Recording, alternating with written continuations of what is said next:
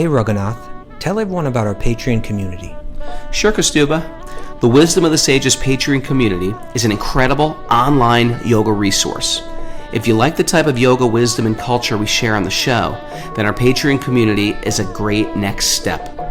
This is a listener-supported podcast, and any level of sponsorship will unlock a wide range of live and archived classes, talks, and even workshops. Raghunath teaches, I teach, and we have a host of other excellent teachers on topics ranging from yoga philosophy, asana classes, storytelling, Ayurveda, kirtan, cooking, meditation, and a lot more. We even have an incredible online Bhakti 12-step recovery group. So if you want to check it out, go to patreon.com/wisdom of the sages. All right, let's get it on. Om Namo Bhagavate Vasudevaya. Om Namo Bhagavate Vasudevaya.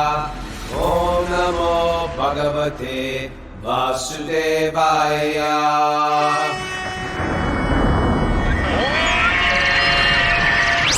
Hi, from Super Soul Farm. This is Wisdom of the Sages, a daily yoga podcast with your host, Raghunath, and co-host and senior educator at the Bhakti Center in New York, Kaustubha Das. Welcome to the show, everybody. It's Tuesday. We used to call it Arranged Marriage Tuesday. Remember that? We did, yeah. We went for a while. Lie, but... because we have. You don't understand, Kaustubha. There's many people out there who want me to arrange their marriage for them. All right. They're getting so frustrated in Tuesday's dating the life. day They're they just do it? like, you know what? Yeah. Tuesday, I pick random people from Zoom. You too. You have a lifelong matrimony going on. Okay, you two now.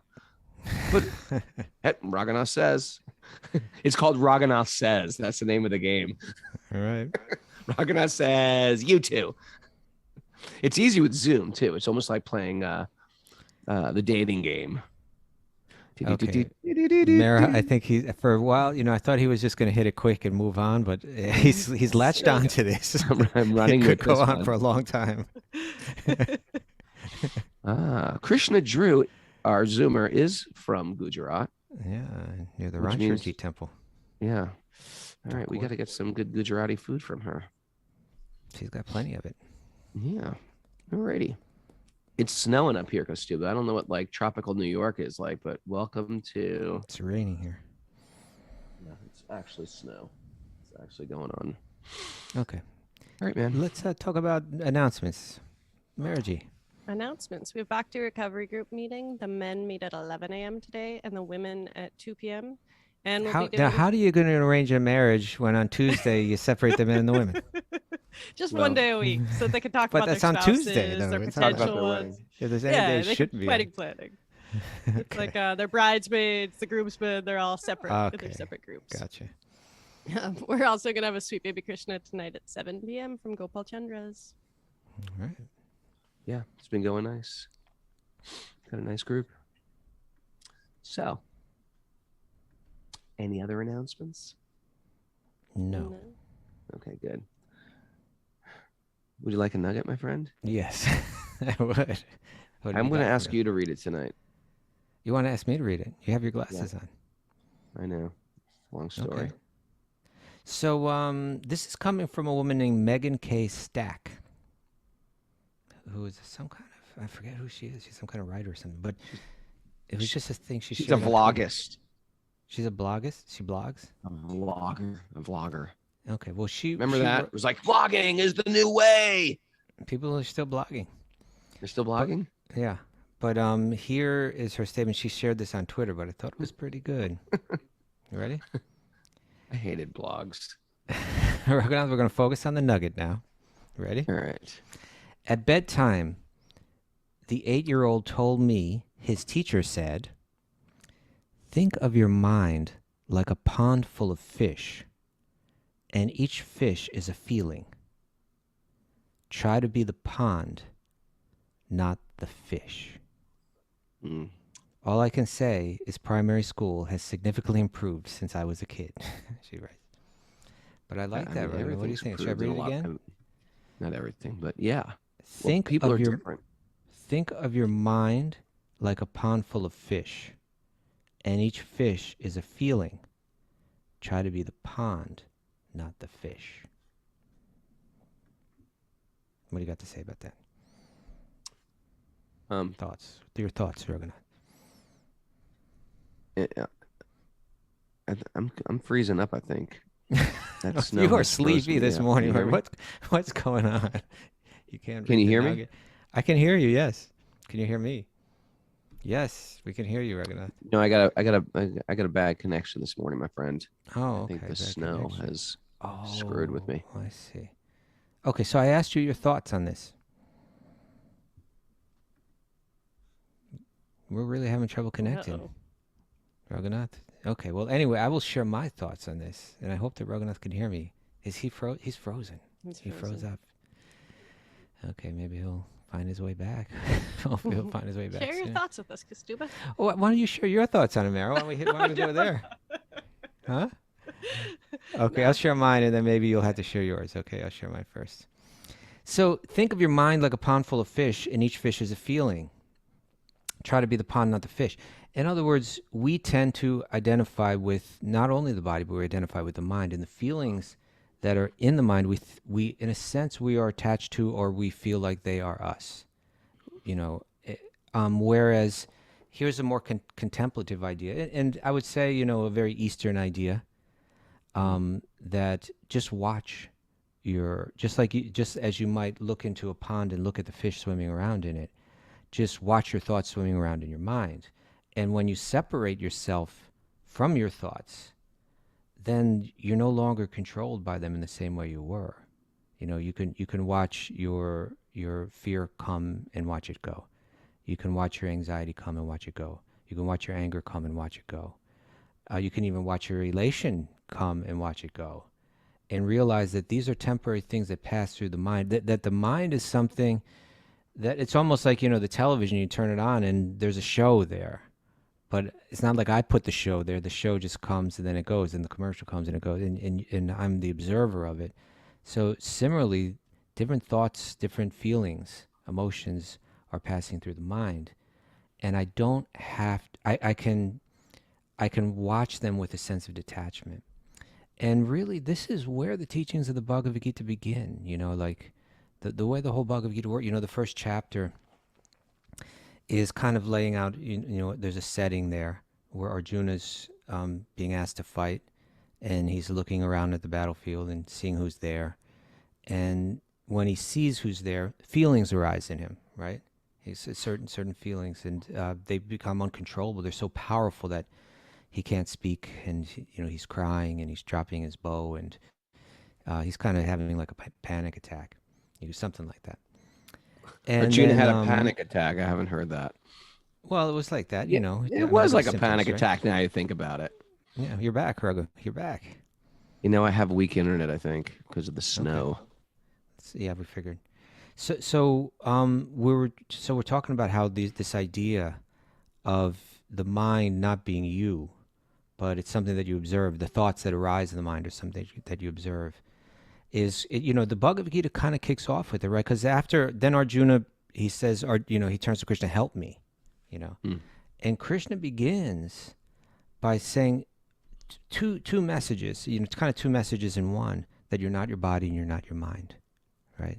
He in text 12 of chapter 2, Krishna says, never was there a time when I did not exist, nor you, nor all these kings, nor in the future shall any of us cease to be. So it's not our bodies that define us, or it's not our bodies that are us. And in the next verse he says, as the embodied soul passes in this body from boyhood to youth to old age, the soul similarly passes into another body at death, and a sober person is not bewildered by such a change. So just as I can remember the different bodies that I've been in this life, it's a type of proof, right? It's evidence, you could say, that I'm not the body, because I've been through many bodies even in one lifetime: a child's body, a boy's body, an infant's body, and a teenage body, an elder body.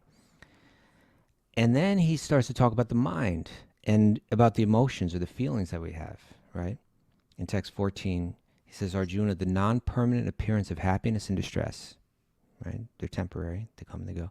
And their disappearance in due course are like the appearance and disappearance of the winter and summer seasons. They arise from sense perception, and one must learn to tolerate them without being disturbed. And that's where I feel like this teacher was helping this kid understand, right?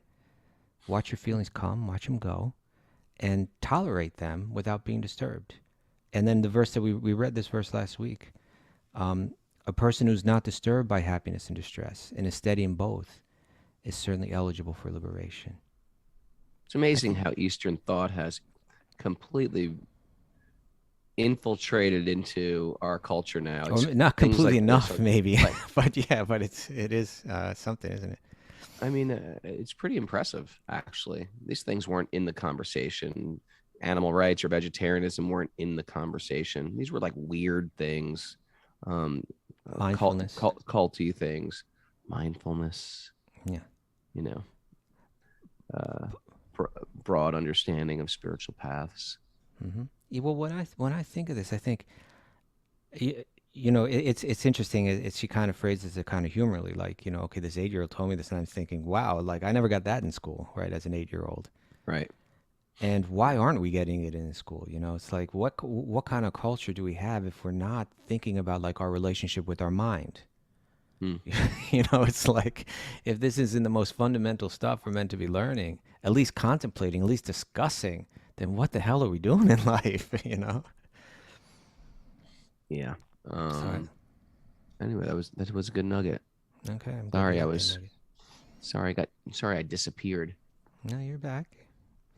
All right. Well, let's get into the Bhagavatam. You were like one of those fish that you came and you left and you came back. And I went. You observed me. Yes, now you're back. Narayanam namaskritya naram chayeva narotamam devim saraswatim vyasam tato jayam madirayat. Before reciting the Srimad Bhagavatam, which is our means of conquest, our very means of conquest, one should offer respectful obeisances to the Supreme Lord Narayan, unto Narayan Rishi, the supermost human being, unto Mother Saraswati, the goddess of learning, and to Srila Vyasadeva, the author. Nasta prayeshva badreshu nityam bhagavat sevaya bhagavati uttama shloke bhaktir bhavati naishtaki. By regular attendance in classes in the Bhagavatam and by rendering service to the pure devotees, all that is troublesome in the heart will become eradicated, and loving service to the Supreme Lord, who is praised with transcendental songs, will be established as an irrevocable fact. Om Jnana Tamarandasya Jnananjana Shalakaya Chaksur Unmilitam Yena Tasmai Shri Gurave Namaha. I was born in the darkness of ignorance, and my teachers are opening my eyes with the torchlight of knowledge. I offer my obeisances at their lotus feet. Reading from Canto 4, Chapter 13, Text 19. Okay, what's going on, Raghunath? What's going on here? We got ourselves a reasonably new chapter. We're talking about a genealogical lineage coming down from Dhruva. And now we're going to land on, a descendant. You look back at your family tree and you're like, oh, this guy did good things. This guy did so many good things. This guy was a noble king. And this guy was crazy. that's what's happening. That's where we're at right now. We're going through this family tree and like, okay, it's going to stop here. Let's tell the story of what happened to this crazy ancestor of Dhruva. And his name was Maharaj, or King Vena. Yes. And so, this chapter, we just heard a lot of names, right? We went down through the different generations. This person had this many children, and one of their children had these children, and then one of their children had these children. And then it got down to Maharaj Anga, who was a good king, but then he had a son named Vena.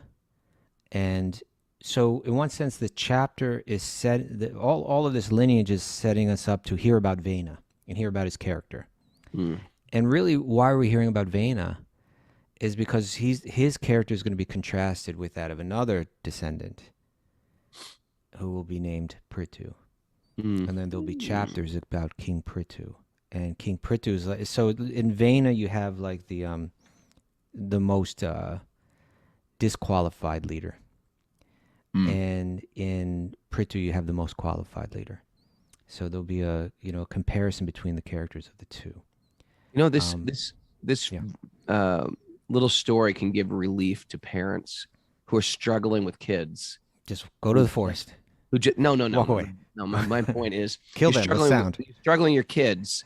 You're struggling with kids who you're like seemingly doing everything right, yet they're just coming off on. They're making every poor choice, and I got news for you.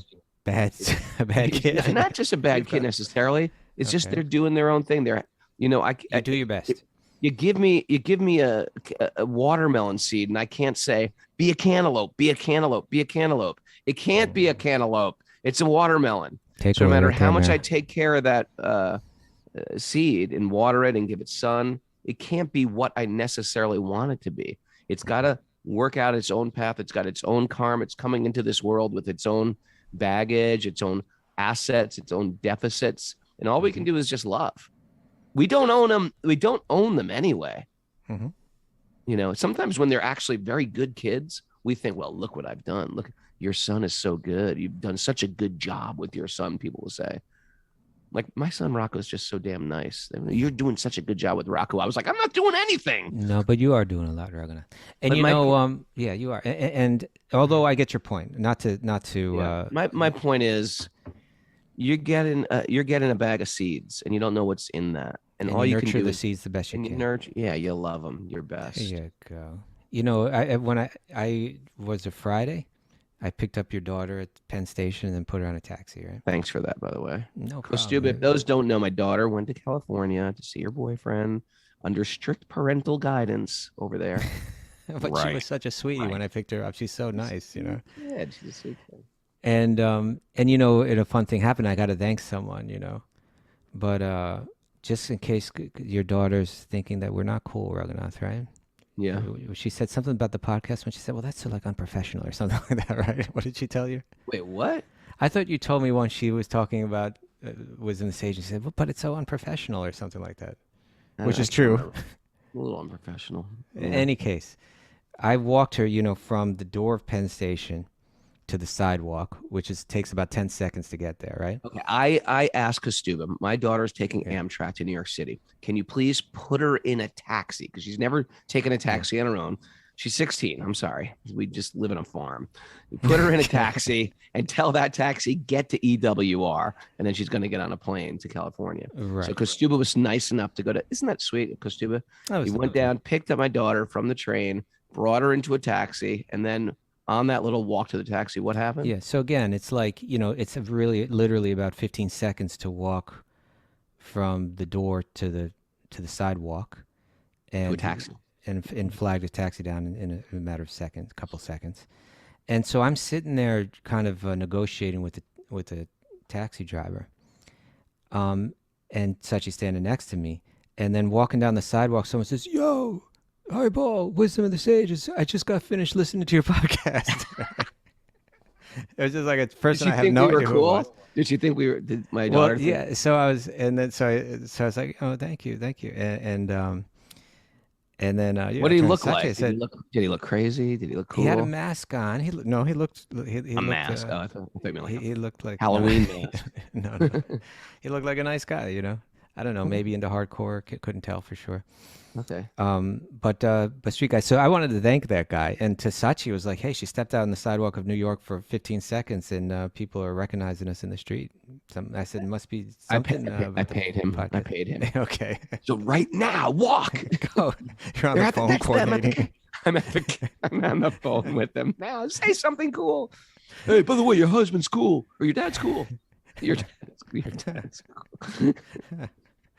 Anything. All right, but in any case, that's cool, though. That's very King cool. Vena was uncool. Okay, uncool King Vena. And so now, King Anga, the previous verse mentioned that King Anga was very disappointed in Vena's bad behavior, so much so he just left home and went out to the forest. Well, that could be a sign. Mm-hmm. We try our best. We love these kids. They still don't behave.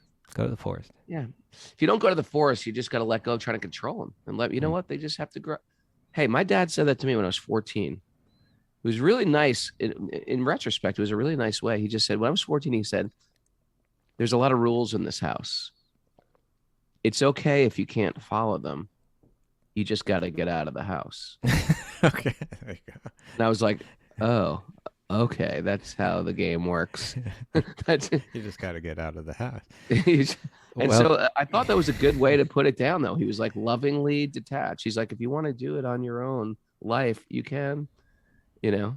the difference between that situation and this situation is that King Vena then became the king of the entire kingdom.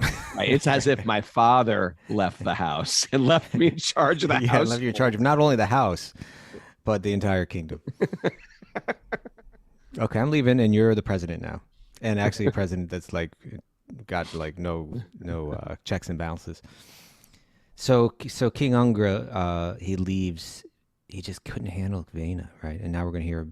The next chapter is going to go into great detail about King Vena and how problematic he was. We're going to hear about it briefly in this chapter. All right, are you ready? Yeah. My dear Vidura, the great sages curse. Their words are invincible as a thunderbolt. Thus, when they cursed King Vena out of anger, he died. So that's a little flash forward. It's a little, right there. yeah, it's a little summary, a little trailer of King Vena. After his death, since there was no king, all the rogues and thieves flourished. The kingdom became unregulated, and all the citizens suffered greatly.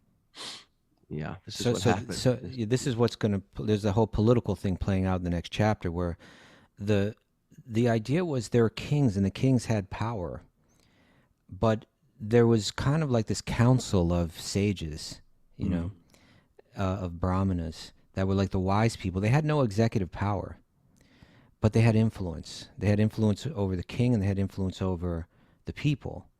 And they accepted, they were pure because they accepted no paycheck from anyone, right? They were on nobody's.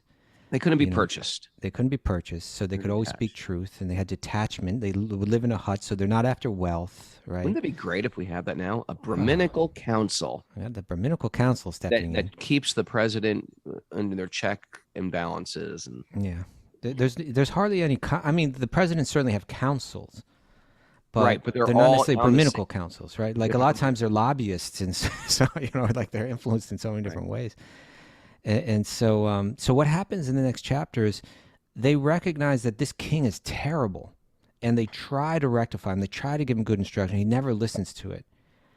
And at the same time, they realize, but if we have no king, then we're also in trouble. So which situation is worse? They're kind of like walking this line for a while.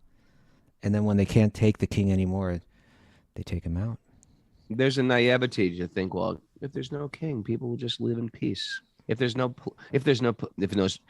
police officers, then we'll have peace. Good luck with that.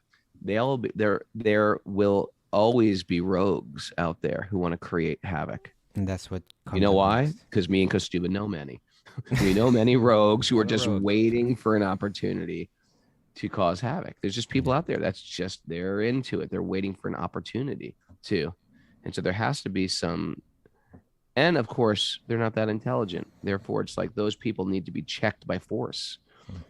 It would be nice. It'd be a nice idea if we didn't need locks on our doors or fences. But the problem is, it's just not reality, because not everybody is waking up at 6 a.m. to listen to the Bhagavad-gita. Some people, it's the last thing on their mind or on their agenda. They're motivated. There are people that are purely motivated by greed, purely motivated by lust, purely motivated by just their narcissistic desires. And that's just always going to be there, especially in Kali Yuga. The best thing we can do is minimize it ourselves, spread that goodwill to other people. But we should understand, like, it's going to be there in culture. Mm-hmm. And once you get rid of the king, even King Van, even the bad king, and they're trying to deal with what they're working with. Even the bad king was keeping things somewhat in order, because there would be some sort of punishment for people, and therefore there was some. People think twice before. For example, you ever go to Singapore? No. You can't spit on the ground in Singapore. It's a $500 fine. I heard that they just made it a fine in India too. Good luck forcing that one in India, but also marijuana. That is like a prison. It's a death penalty, I think. Marijuana. I don't think it's death penalty. Yeah, Mara, look it up. Maybe selling Indonesia. Possession of marijuana. Mara, look that up. Okay. What's the rules on marijuana in Indonesia or in Singapore?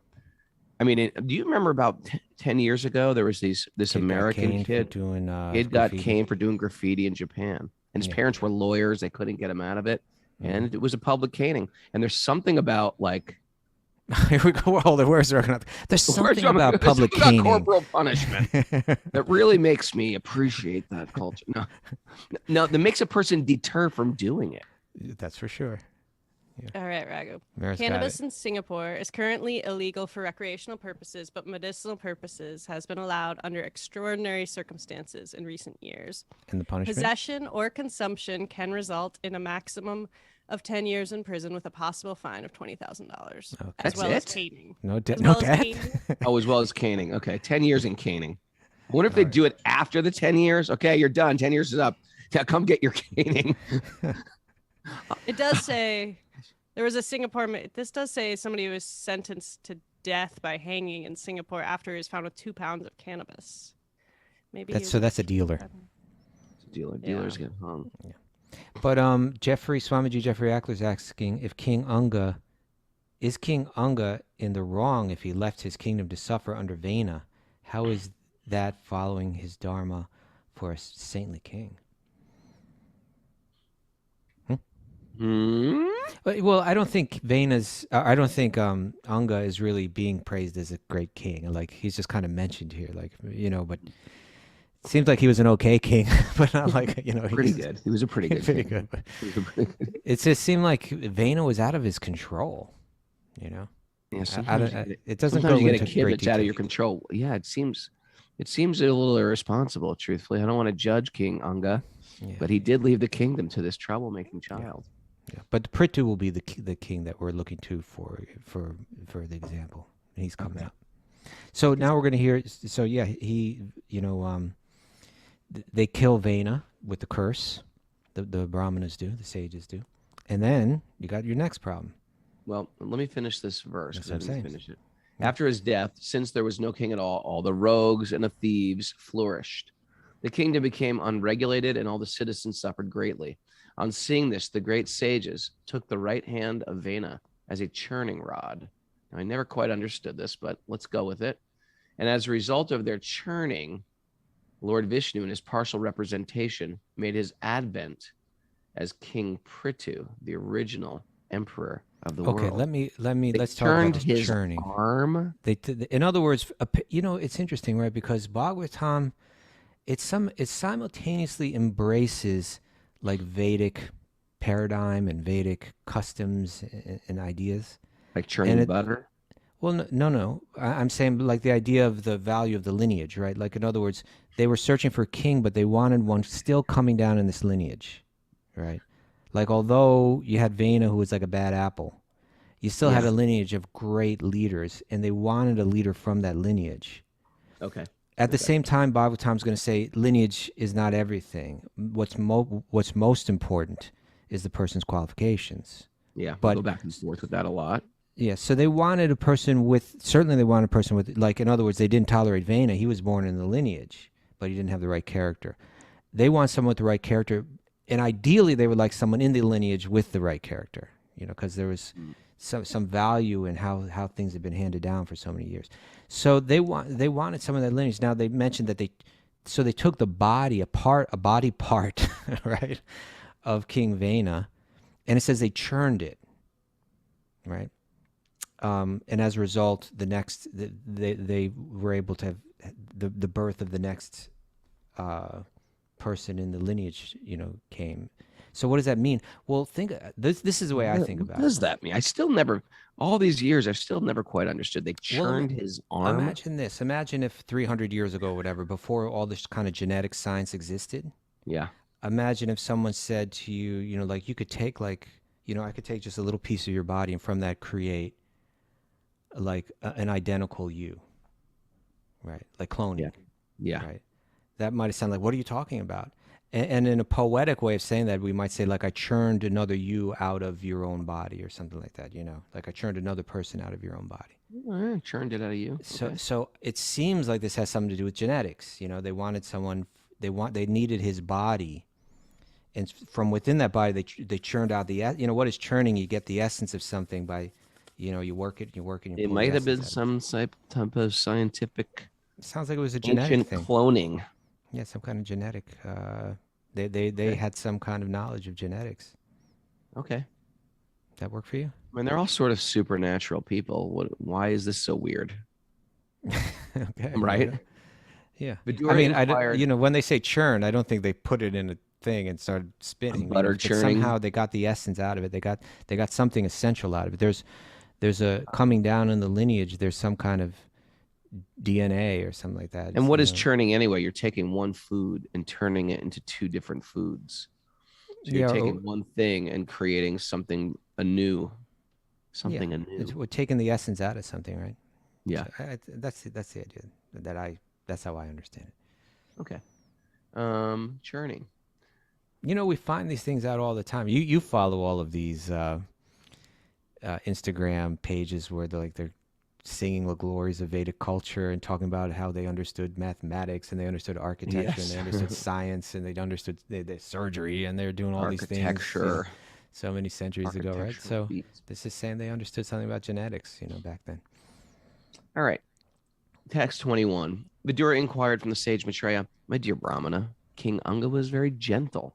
He had high character and was a saintly personality and a lover of Brahminical culture. This So was he the was a good good father. king. What he have was I good. done wrong?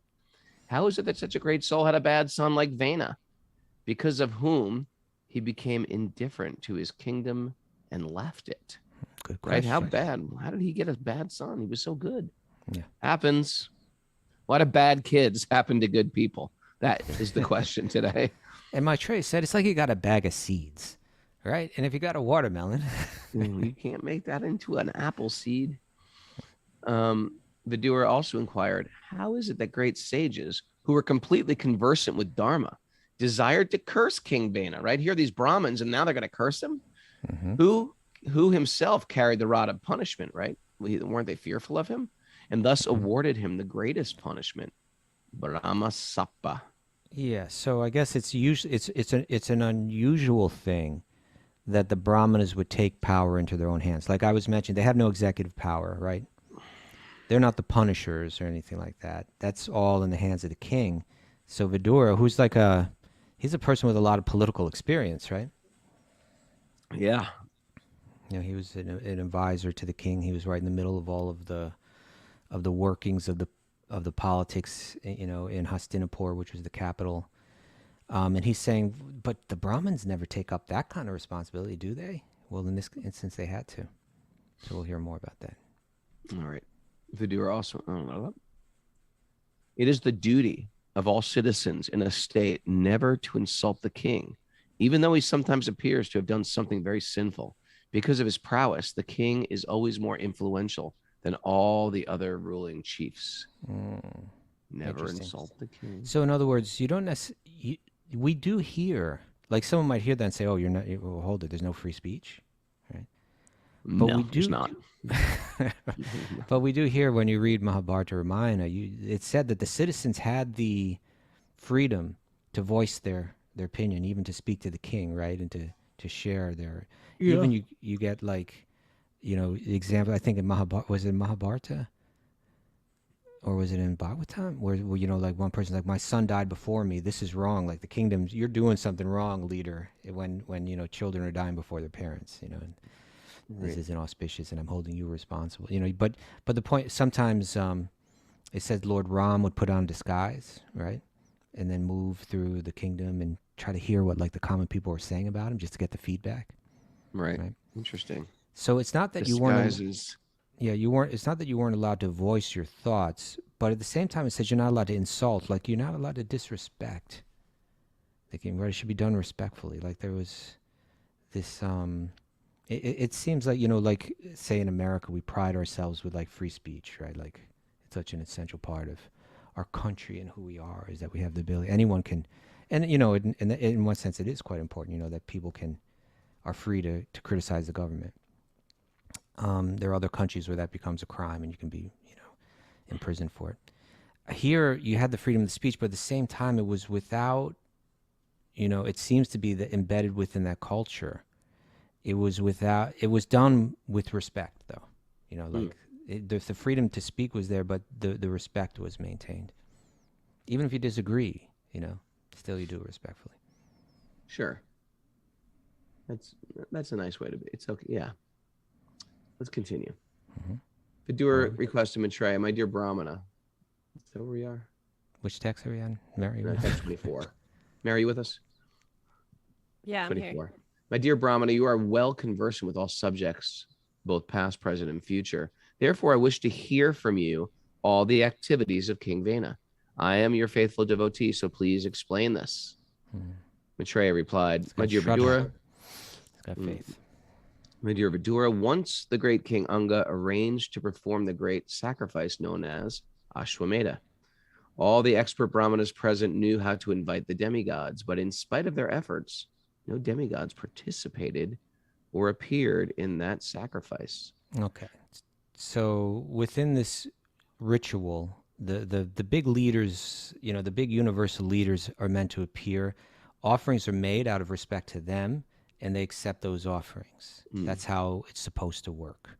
And so it's not easy to pull off this Ashwamedha yagna, right? This ritual was something that, it's almost like nowadays you have presidents and they have an agenda, right?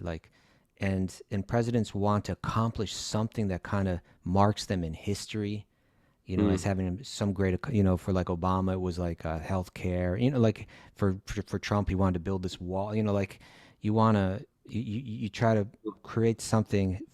Your legacy. Your legacy, exactly. For the good of the people, you do something wonderful, and it's important. This Ashwamedha was something like that. It wasn't easy to pull off. It took a lot of, you had to really have power, and it was, in any case, it was difficult.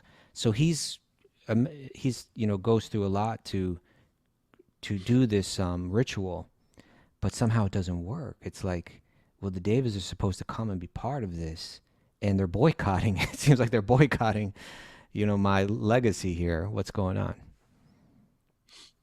Okay, text 26. The priests engaged in the sacrifice then informed King Anga, O king, we are properly offering the clarified butter in the sacrifice, but despite all our efforts, the demigods do not accept it. So this is kind of confusing, Yeah, we're doing everything right. O king, we know that the paraphernalia to perform the sacrifice is well collected by you with great faith and care, and it's not polluted. Our chanting of the Vedic hymns is also not deficient in any way. For all the Brahmins and all the priests present here are expert and are executing their performances properly, right? So we've done everything. Like, we're not Americans, we're humans. We've got a lot of faults, but here we are in this very sacred arena. We're doing all the rituals right. We're trying to call the higher beings. They generally show up, and something's up. They're not showing up. What's going on? Dear king, we do not find any reason that the demigods should feel insulted or neglected in any way, but still the demigods who are witnesses for the sacrifice do not accept their shares.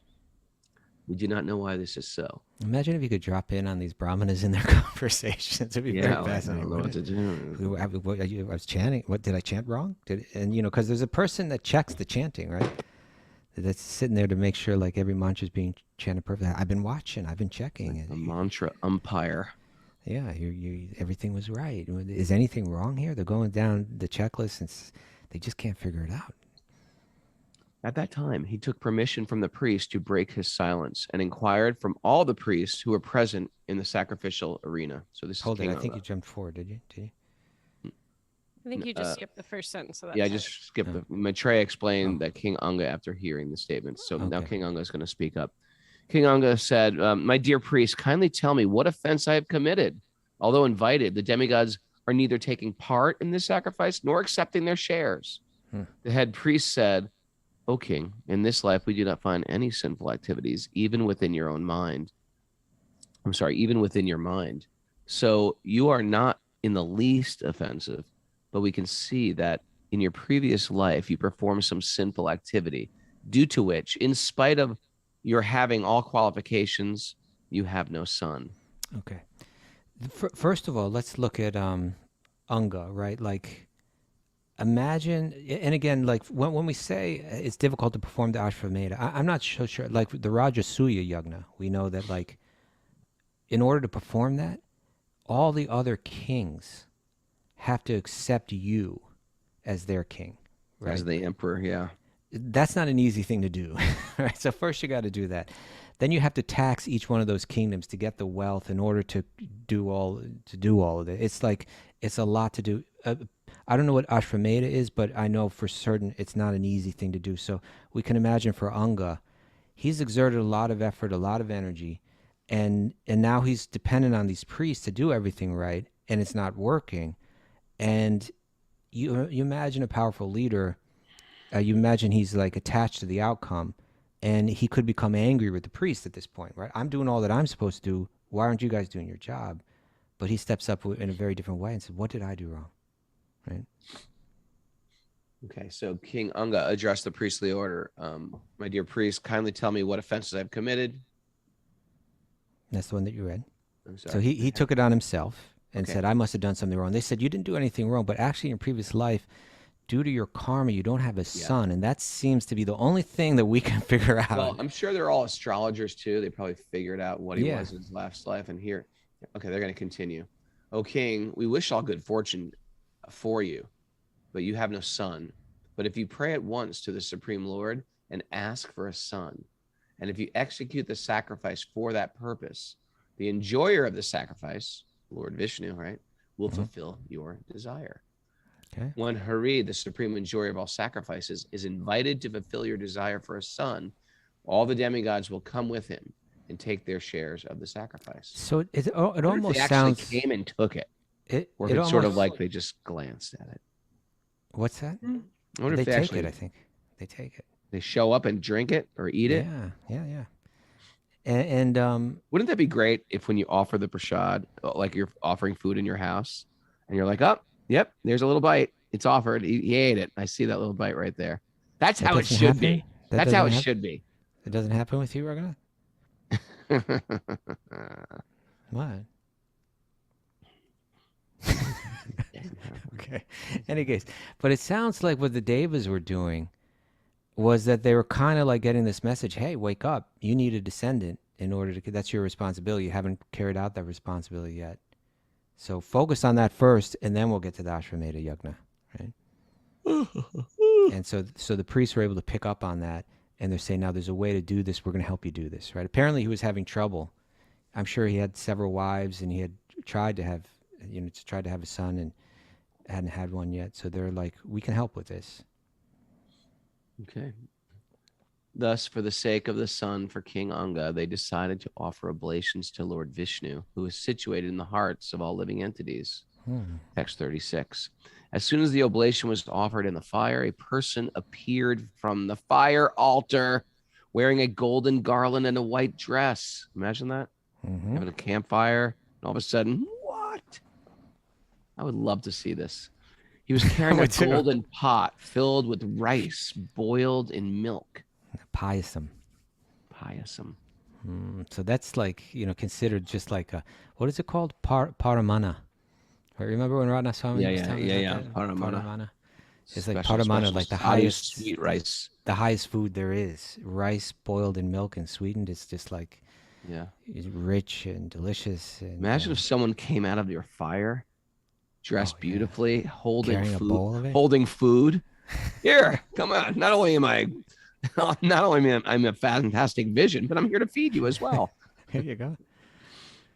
Okay. The king was very liberal, and after taking permission from the priest, he took the preparation in his joined palms, and after smelling it, he offered a portion to his wife. I'm always smelling things. Like, what is this thing? It was probably very fragrant, Oh yeah. Okay. I just smell it, even if it's not. Okay. I'm like checking it. like a dog sniffing. So yeah. So then so obviously this is like this magical potion coming out of the fire. They didn't say if it was a fire god or if it was Vishnu, did they? No, they just said a person. A person, a being in a white dress comes out.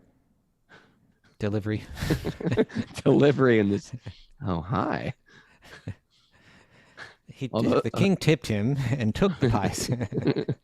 It's sort of like Uber Eats. This is the original Uber Eats. Yeah. Although the queen had no son, No, after eating text that 37. text 37, the king was no, I read that. No, you didn't. Yes, I did. Did you? You're allowed to Okay. correct me. I'm sorry. All right. You have to be right. My bad. Although the queen had no son, after eating that food, which had the power to produce a male child, she became pregnant by her husband, and in due course of time, she gave birth to a son. So it worked. A magical potency, a magical potion that when you eat it, you get pregnant, but you still have to have sex. Or at least you become fertile. Yeah, there it is. It's not like it's not like there's a baby in there and you eat it and the baby comes. It just makes you fertile. Okay. The baby potion. That priests really knew what they were doing, right? They do. They did. Figure the whole thing out. That boy was born partially in the dynasty of Dharma. Adharma, right? Irreligion. His grandfather was death personified, and the boy grew up as his follower. He became greatly irreligious being. Okay, so he's got some bad DNA coming from the wife's side, apparently, right? Oh, I didn't look at it like that. I didn't quite even understand when it said his grandfather was death personified.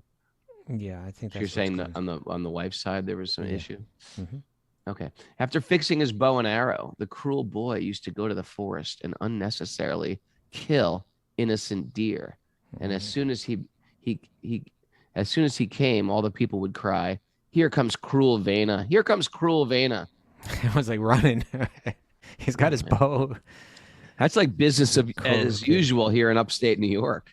Is it? Neighbors have deers hanging up by their ankles everywhere. Yeah. The boy was so cruel that while playing with young boys of his age, he would kill them very mercilessly. Killing kids too. Okay, they don't do that much. I mean, they might, but not that much. As far as I know, they don't do that much up here.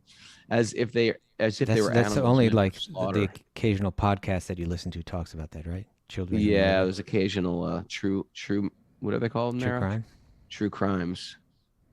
After seeing the cruel and merciless behavior of his son, Vena, King Anga punished him in different ways to reform him, but was unable to bring him to the path of gentleness. Thus, he became greatly aggrieved. Right. So even in the these were, when we talk about kings, these weren't just like fat guys sitting on a throne eating a leg of lamb. Yeah, they were warriors who would go out and fight. So they were real, but at the same time, they had to be gentle too, right? They had to have this gentle side to them. And so Vane is trying to train his son on the path of gentleness, but he just can't be trained. Oh, man. It's tough. Kids are tough. A sinful son causes a person's reputation to vanish. His irreligious activities at home cause irreligion and quarrel among everyone. Hold it. You skipped. Now you skipped. Okay. Now I skipped one. Okay. Persons who have no son are certainly fortunate. Persons hold it. The king thought to himself. Why are you skipping that? We need that. I don't know why. Sorry. The king thought to himself, persons who have no son are certainly fortunate. They must have worshipped the Lord in their previous lives so that they would not have to suffer the unbearable unhappiness caused by my bad son. A sinful son causes a person's reputation to vanish. His irreligious activities at home cause irreligion and quarrel among everyone. And this creates only endless anxiety. His whole focus as this king is like, I want Dharma to be prominent, right? To be maintained. You know what? I'm telling my kid to get out. What are you talking about? I'm projecting all of this on my life. If my kids get like that, I'm just like, you know what? Get out. It's time to go. But this is more complicated. What if your kid had been born from the pie sim delivery arranged by all the sages? Yeah. So that you could pull, it's like there's I would say we need another delivery. Okay. A sinful son causes a person's reputation to vanish. His irreligious activities at home cause irreligion and quarrel amongst everyone. And this creates only endless anxiety. So his adharma spreads. Yes. Who if he is considerate and intelligent, would desire such a worthless son. Such a son is nothing but a bond of illusion for the living entity, and he makes one's home miserable. Man. The life of a grihasta. Then the king thought, a bad son is better than a good son because a good son creates an attachment for a home, whereas a bad son does not. Good point. So he's flipping it, right? And this is a lesson here too, right? In other words, okay, sometimes there are things in life that are unfortunate or problematic, and we might do all that we can to correct it, right? And if in the end we can't correct it, well, then we need to correct how we view it, right? And, very well said, Kaustubha ji. Okay, you like that? Yeah, I did like that. Say it again. He did all he could to change the circumstance, and when he couldn't change the circumstance, he changed how he viewed the circumstance. And he saw it as, rather than a curse, he saw it as a blessing. So all along he's saying, this son is problematic. He's going to have to take up responsibility. He's ruining my reputation. I try to correct him. I do all that I can. He doesn't respond to it. Okay, at a certain point you say, I've done all that I can. And am I just going to sit here and be angry about it? Am I just going to sit here and be miserable about it? Or can I look at it in a different way? And so he says, actually, I have to zoom out and look at this whole thing as a blessing, right? Like, my job is to do the best that I can as a king, to do the best that I can, to do the best that I can as a king for my kingdom, to do the best as I can as a father to my son. And I've exhausted, and I've experienced anxiety in that role, and I've exhausted myself trying to do it, and there's no response. And at a certain point, I'm going to let go. And I'm going to say, I'm not going to be miserable about this. I did all I can do, and the results ultimately aren't up to me. My duty is to do the best that I can, and I've done it. And so now I'm just going to see it as the blessing that it is, that if I had a son that was obedient and embodying all good qualities, my heart would become very attached to him. And that might, distract me from fully attaching myself to the root of all existence, right, to God. And so I'll accept this as a blessing that my son is like this. And rather than sit here being miserable and saying, woe is me, I'll say, okay, this is for my own good. Yep. That is that's the blessing we have with this whole philosophy. Things are going bad. We can say, hey, it's pushing us to detachment. It's pushing us to detachment from things of this world that I thought I possessed, to attachment to the Lord. Right. Why don't you read the verse again? And we can finish up the chapter because we just have a few left. Okay. King thought. Okay. Then the king thought, a bad son is better than a good son because a good son creates an attachment for home, whereas a bad son does not. A bad son creates a hellish home from which an intelligent man naturally becomes very easily detached. Thinking like that, King Anga could not sleep at night. He became completely indifferent to household life. Once, therefore, in the dead of the night, he got up from bed and left Vena's mother, his wife, who was sleeping deeply. He gave up all attraction for this great opulent kingdom, and unseen by anyone, he very silently slipped away, gave up his home and opulence, and proceeded towards the forest. There must be 50 ways to leave your lover. Slip out the back. Slip out the back, Jack. The dead of night. or Anga. Can you rhyme Anga with it? Anyway. Calabunga. Anga. When it was understood that the king had indifferently left home, all the citizens, priests, ministers, friends, and people in general were greatly aggrieved. They began to search for him all over the world, just as a less experienced mystic searches out the super self within himself. Interesting. Oh, good analogy. When the citizens could not find any trace of the king after searching for him everywhere, they were very disappointed, and they returned to the city where all the great sages of the country assembled because of the king's absence. Okay, so the king's gone. We have a problem. What's going to happen? It's not all the politicians get together. All the sages get together, right? With tears in their eyes. Yeah, go on. We need to figure out, the wise people. Again, the people that had no lobbyists, lobbying them. The people that live in huts and that are just known for their love for wisdom. They get together and figure out what's needed for the best for the people.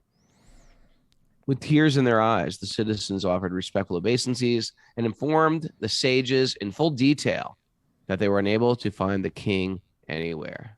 Okay. That ends the chapter. And then the next chapter 14 is the story of King Vena. That's coming up tomorrow. More detail. Mara, Yes. what can I take away from this? Well, how can I apply it to my meaningless existence? I got some good stuff. Visualize thoughts as fish swimming in the mind pond. Mind pond. Tolerate your feelings without being disturbed. Mhm. Your watermelon seed can't become a cantaloupe. Nope. There you go. Nurture and love your kids, but you don't own them. You don't Yeah. own me. You know that one, Raghunath? No. You don't know that song? Mara knows, You know, right? You know that song. Expectations by Youth of Today. It's a little different. A little different. A Okay. little different. When you can't change the circumstance, change your view. There you Yeah, go. that was Kaustubha's. I give that one to Yeah, that was a Kaustubha. good one. That was a good. Thank you. Thank you. I got it from Zoom somewhere out. else. Zoom out and view it all as a blessing. That's We right. say that every show. Yeah, it's a good one to take. That's Use right. it all day. Raghu hates vlogs. It's what? Vlogs and blogs, Oh. not frogs. I like frogs.